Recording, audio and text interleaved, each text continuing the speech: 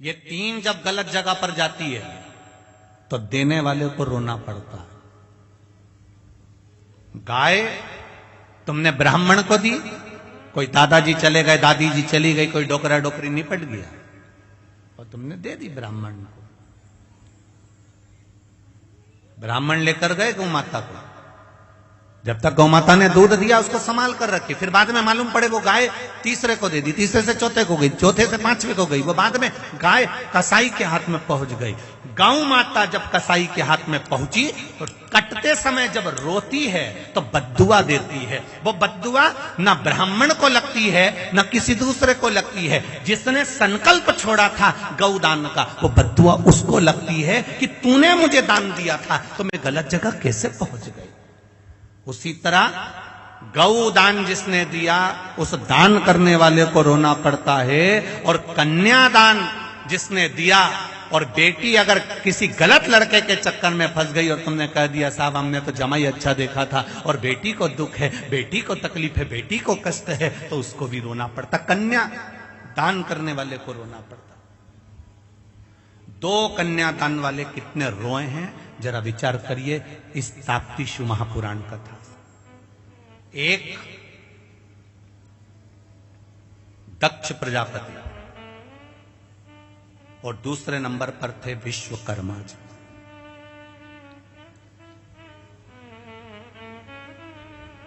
दो कन्यादान करने वाले कितने रोए, ये ताप्ती महापुराण प्रारंभ हो गई यहां से। दो कन्यादान वाले कितने रोए हैं, अगर उन रोने वालों का स्मरण करा जाए तो एक है दक्ष प्रजापति और दूसरे हैं विश्वकर्मा जी। भगवान विश्वकर्मा और प्रजापति दक्ष, ये जो जितने रोए हैं इनके बराबर कन्यादान करने वाला क्यों। दक्ष प्रजापति को रोना इस बात का आया मैंने बेटियों का विवाह करा, मैंने अपनी बेटी का विवाह ये चंद्रदेव के साथ में करा और चंद्र मेरी केवल एक बेटी को चाहता है और बाकी की बेटियों का अपमान करता है।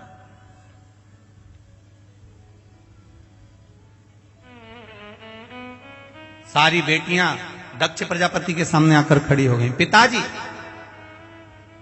एक बेटी ने भी दक्ष प्रजापति से ये नहीं कहा कि हमको दुख है, बस बेटी आकर खड़ी हुई और दक्ष प्रजापति की आंख में आंसू भरे थे। एक बेटी और बाप का अटैचमेंट है, ये बेटी और बाप का हृदय है, ये बेटी और बाप का स्नेह है, ये बेटी और बाप का प्रेम है, ये बेटी और बाप का स्नेह। बाप अपनी बेटी का केवल चेहरा देखकर पहचान जाता है कि मेरी बेटी को क्या तकलीफ है।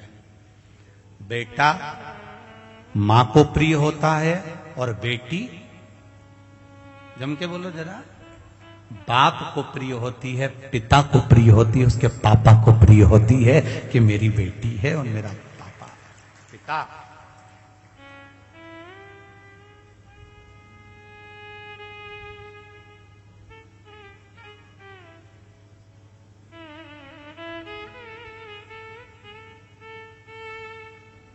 मायके का मतलब मालूम होता है सबको, बोलो री बैतुल वाली जी जी, और जितने बैतुल के जीजा हैं वो भी बोल दो। मायके का मतलब मालूम है, जहां पर जाने पर मां और माया दोनों मेरी हो वो मायका कहलाता है। मायके में जाने के बाद बेटी कह दे पापा ऐसा, तो पत्थर की वकील मेरी छोरी ने कहा अब तो ऐसा करूंगा ही सही, अब करूंगा ही सही। मां मेरी माता ने जो कहा है मैं उसके अनुसार करूंगा। जहां पर मां और माया दोनों मेरी है वो मायका है। शादी हो गई, दूसरी जगह चली गई ससुराल, फिर भी जब वो मायके में आए तो उसको लगना चाहिए कि जीजी तुम्हारा ही है सब कुछ। अलमारी खोल दूं, साड़ी निकाल दूं, लो पहन लो, पर तुम्हारे अलमारी खोल दूं और साड़ी निकाल दूं पहन लो, ये तो बहुत दूर की बात हो गई री मेरी बैतुल वालियों, बहुत दूर की हो गई।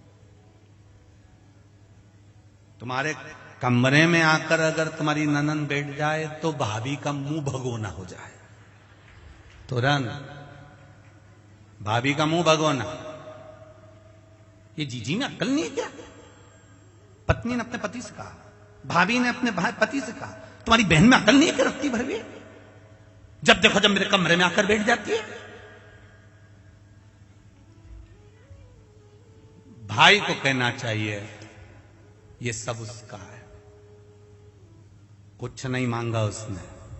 घर से जब गई थी, पिता ने कन्यादान में जो दे दिया, एक फ्रिज, 7,000 की अलमारी, वॉशिंग मशीन, मिक्सर भी ऐसा दिया जिसमें मूंगफली का दाना भी नहीं पिसाया। ये सब जो दिया था, थोड़ा बहुत सामान और देकर एक बार में विदा कर दिया था।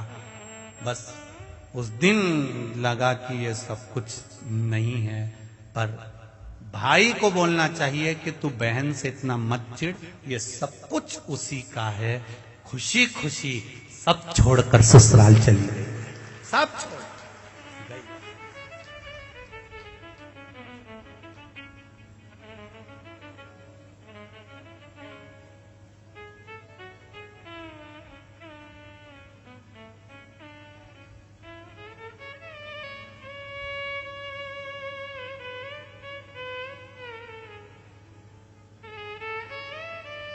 सब छोड़ दिया।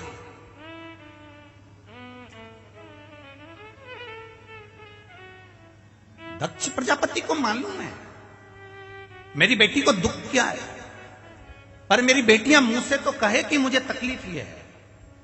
विश्वकर्मा जी को मालूम है कि मेरी बेटी को संज्ञा को दुख क्या है, पर संज्ञा एक बार तो मुंह से कहे कि पिताजी दुख ही है।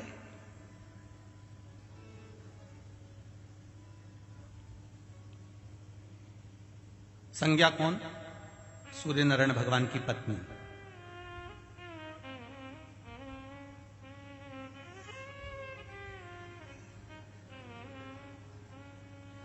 विश्वकर्मा जी को मालूम है मेरी बेटी संज्ञा को दुख है, और दक्ष प्रजापति को मालूम है कि मेरी बेटियों को दुख है, पर मुंह से कहे तो सही। कई बार बेटियां बोल नहीं पाती, और बेटियों को बोलना चाहिए, बेटियों को कह देना चाहिए।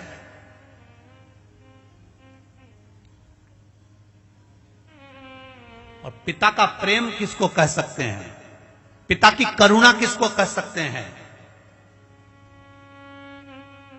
वो दिल्ली में जो श्रद्धा के 35 टुकड़े हुए, किसी को ज्ञात नहीं था, केवल एक पिता का दिल कचोट गया। और पिता ने सोचा बहुत दिन से श्रद्धा की खबर नहीं आई।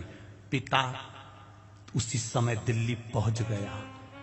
फिर उसने ढूंढना चालू करा। जब कुछ हाथ नहीं लगा, तब फिर पुलिस प्रशासन के पास गया। तब जाकर खुलासा हुआ उस बाप के सामने की बेटी के 35 टुकड़े हो गए। बाप और बेटी का अटैचमेंट किसको कहते हैं? बेटी और बाप का स्नेह किसको कहते हैं? बेटी की आंख में आंसू आते हैं और बाप पहचान जाता है कि मेरी बेटी क्यों रोई है। उसकी आंख में अश्रु कैसे आ गए, उसके नैनों में जल कैसा आ गया।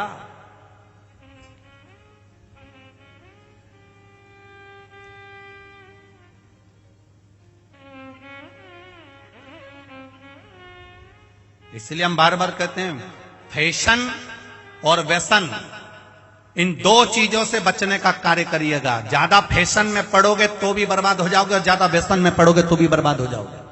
फैशन भी तुमको बर्बाद कर देगा और व्यसन भी तुमको बर्बाद कर देगा। एक जरा सा कहीं धूम्रपान कर लिया, कहीं तंबाकू खा लिया, कहीं मदिरापान कर लिया, कहीं मांसाहार कर लिया, कहीं वैश्यावृत्ति कर ली, कहीं जुआ कर लिया, फैशन भी बर्बाद करेगा और व्यसन भी बर्बाद कर देगा। इन दोनों से बचने का प्रयास करिए। जिसके घर का धन फैशन और व्यसन में दोनों में जा रहे चालू हो जाए, समझ लो धीरे धीरे कुछ ना कुछ गड़बड़ी होना प्रारंभ हो गई। करो, हम कभी मना नहीं करते तुम फैशन मत करो, तुम्हारी मर्जी पड़े जैसा कपड़ा पहनो। अभी तो तुम यहां से फटी हुई पहनते हो, तुम पूरी फटी हुई पहनो तो कोई दिक्कत नहीं है। पर निवेदन है, फैशन और व्यसन में अगर तुम्हारा धन जा रहा है। व्यसन में, मांसाहार में, मद्यपान में, जुआ में, वृक्षावृत्ति में, गलत काम में तुम्हारा धन जा रहा है, तो बहुत दिन का ठिकाना तुम्हारा नहीं है। और फैशन में अगर तुम ज्यादा पढ़ने लगे हो तो भी तुम्हारा कोई ठिकाना नहीं है। गलती थी, एक गलती को अपना मानो, सुधारो।